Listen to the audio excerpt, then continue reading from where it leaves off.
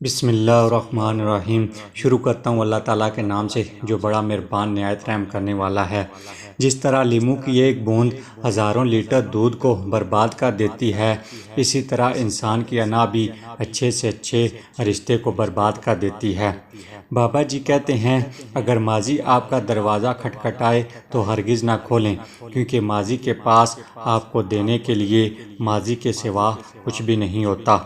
اپنی سوچ کا اظہار کرنا آپ کا حق ہے، مگر اپنی سوچ کو دوسروں پر مسلط کرنا زیادتی ہے۔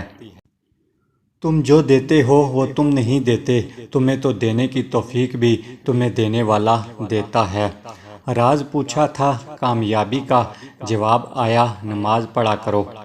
اللہ جب راضی ہوتا ہے تو سب سے پہلے سجدے کی توفیق دیتا ہے، پھر چاہے وہ سجدہ خوشی کا ہو یا غم کا۔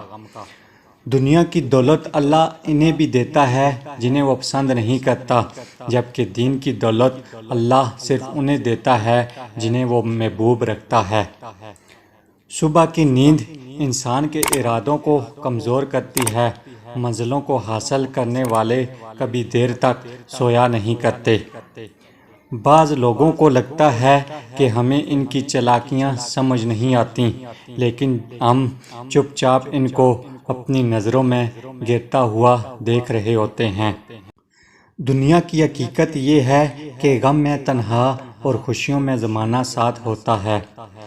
گدھا ایک بے ضرر حیوان ہے جس نے سماج کی بے مثال خدمت کی ہے۔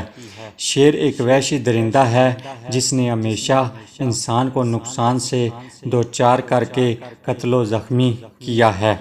پھر بھی سماج میں گدھے کو نیچ اور شیر کو باعث فخر سمجھا جاتا ہے۔ ہمارا معاشرہ ایک طاقتور، جابر، ظالم کی قدر منزلت اور کمزور محکوم کی تذلیل کرتا ہے، جو ایک بیمار معاشرے کی خوبی ہے۔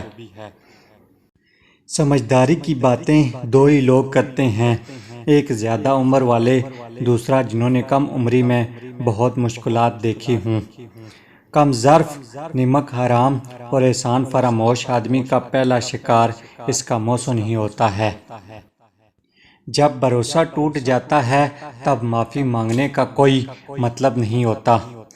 آگے بڑھنا اچھی بات ہے، لیکن انسان کو آگے بڑھنے کے لیے سازش کی نہیں، کاوش کی ضرورت ہوتی ہے۔ جس کو بڑوں کی باتیں سمجھ نہیں آتی، اس کو زمانہ بڑے اچھے سے سمجھا دیتا ہے۔ محبت اور عزت کا کوئی مقابلہ ہی نہیں، لیکن کبھی کسی ایک کو چننا پڑے تو عزت، پھر عزت اور ہر بار عزت۔